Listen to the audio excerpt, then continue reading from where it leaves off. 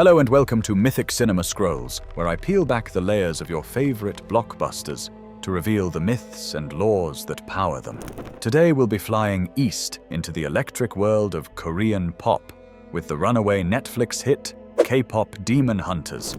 KDH is an animated feature co-directed by Maggie Kang and Chris Applehands. Arden Cho as Rumi, Mei Hong as Mira, and Ji Young-yu as Zoe form the demon-hunting girl group Huntrex, with EJ, Audrey Nuna, and Ray Ami delivering the powerhouse vocals for the trio. Little tidbit before we get into the myths. This technique, where actors lip-sync to a professional's pre-recorded songs, is known as playback singing. It's common in stage musicals like The Sound of Music, or animated films like The Lion King. In Bollywood, where every film features original songs, it is standard practice even in live-action films. Crafted by K-pop heavyweights like Teddy Park, who is also the producer for Blackpink, and songwriter Lindgren, who has previously worked with BTS, Dua Lipa, and John Legend, the KDH soundtrack made history by having multiple songs simultaneously dominate the global charts. This massive success has paved the way for a deeper exploration of all things Korean. Not just food, or fashion, or music, but also its beautiful spiritual and cultural laws. Every aspect of KDH, from the characters to their conflict, is deeply rooted in Korean mythos. Let's start with the spiritual battle. Han. While not a myth per se, Han is a profound, uniquely Korean cultural concept that lies at the story's emotional core.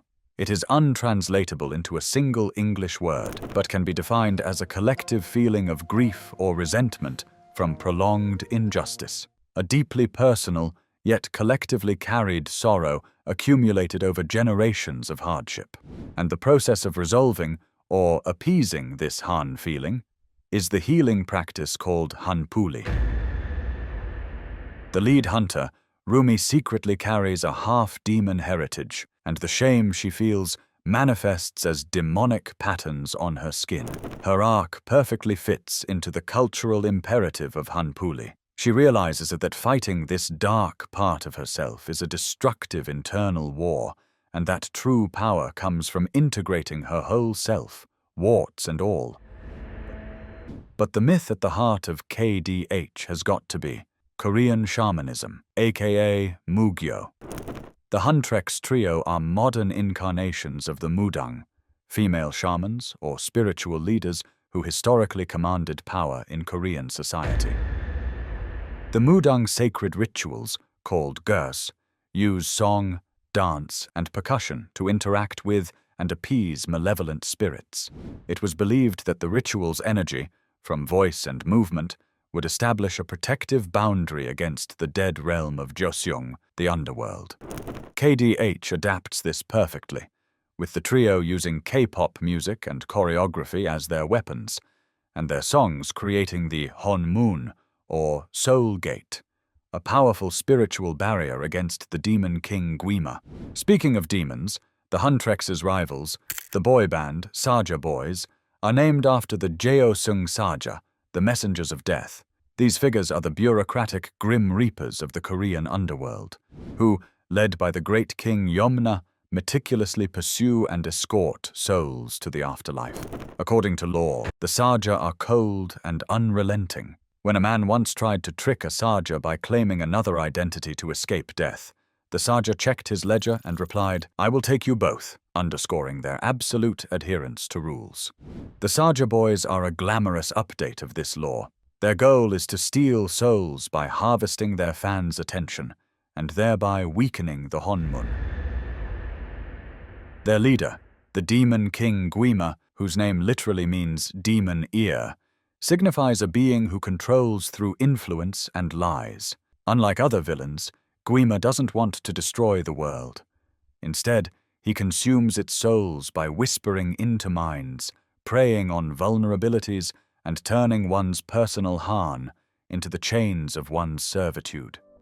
The writing weaves in all this so beautifully.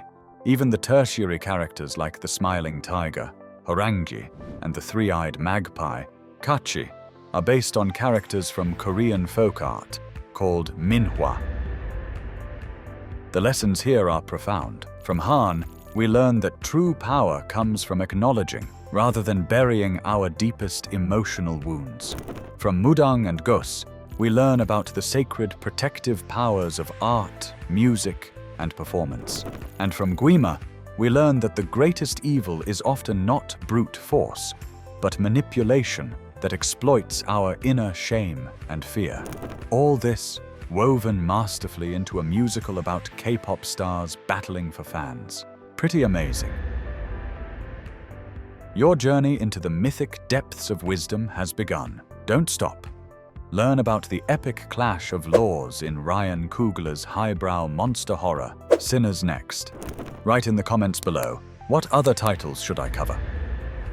Until next time, goodbye, and stay mythmerized.